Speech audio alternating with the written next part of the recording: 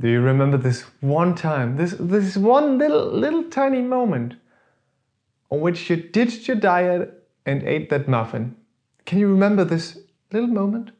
I'm gonna tell you why you did it and possibly how you might avoid doing this. Hey ho, and welcome to this video on FreakOfMind. My name is Mo and I'm a first year psychology student who's about to explain you your life. Today's video is gonna be about cognitive dissonance. Okay, so most people haven't heard about the cognitive dissonance theory. Before studying, I haven't either. So let me explain you what it means. The cognitive dissonance theory describes a psychological arousal that appears when your behavior is not confluent with your attitudes and beliefs. This sounds strange, doesn't it?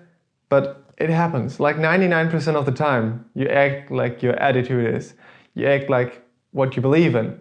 That's normal. That's what those are meant for. But once in a while you don't. So your attitude changes your behavior. But does it work the other way around? Like, can your behavior change the attitude? Yes, it can. Lee and Bystander and Carlsmith did a study in which participants were supposed to do some really boring tasks, but later on were asked to lie about it. They were given either $1 or $80 just to lie. And it turned out that those who were given $1 actually felt that this task was not as boring. They changed their attitude because they were brought into a situation where the behavior doesn't fit what they actually believe in. So let's get back to your chocolate cheetah though, and let me explain how this comes to you. Leave a comment below on whether or not you actually ditched a diet once. That doesn't have to be a diet, just a project and you were like, today I can sleep in, today I don't have to. Did you ever do it? Leave a comment below, please. Well, while making the decision to eat the muffin, you basically brought yourself into the same position. You're uncomfy now because you do something that you don't actually believe in. Your attitude is not good towards the muffin. But your mind probably did unconsciously solve this problem in 5 ways. First, to change your attitude. You possibly think, oh, well, I don't need to lose weight anymore, it's fine. Or second, it changed your perception. Well, the muffin might have some nutrition as well. Then it's fine to eat it, isn't it? Third, it might have added some information which confirms your decision. Like, I didn't have a lot of lunch, so it's okay to eat the muffin now. Like, the calories are fine. Or possibly, well, it minimizes the importance of this conflict. Well, yeah, losing weight, it's not as important anymore. I have a boyfriend anyhow, or a friend, or whatever. I don't need it. Yeah, it's fine.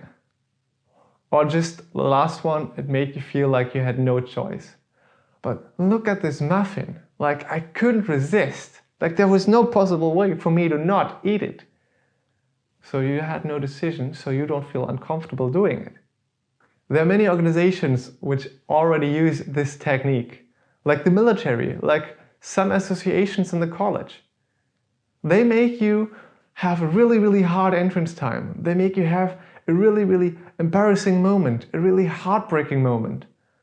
And afterwards you gotta believe, hey, why did I do this? Like, why did I get through all this? It has to be awesome where I am now.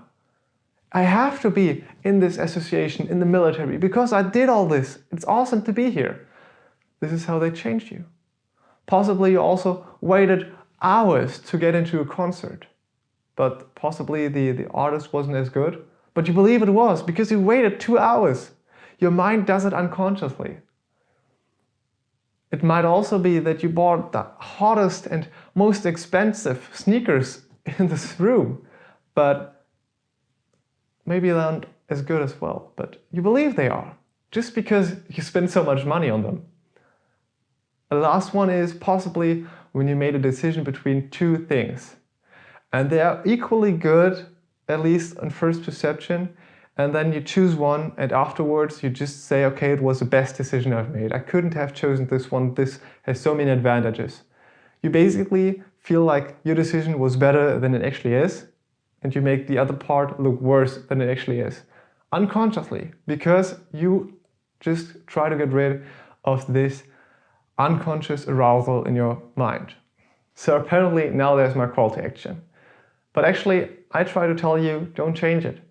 Your body does those things because he feels like you're in distress and he tries to get you out of there. So those situations are actually created to benefit yourself. But if you actually want to get out of those situations where you ditch your diet, where you don't follow your project, where you don't do all the things you like, well then maybe you should tell yourself, there's nothing good in doing the bad behavior. Just speak to yourself. There's nothing beneficial, it just hurts me. And it really is important to me. And I have the decision to make, so I want to make the right decision. Those are the things you have to tell yourself. But also, you have to tell yourself, like this video, follow this guy, give him a subscription and ring the bell possibly. And leave a comment below so you can make me happy and I can get better. Maybe actually going on to your topic next. Thanks for your time and I hope to see you later in the next video. So stay tuned. Bye!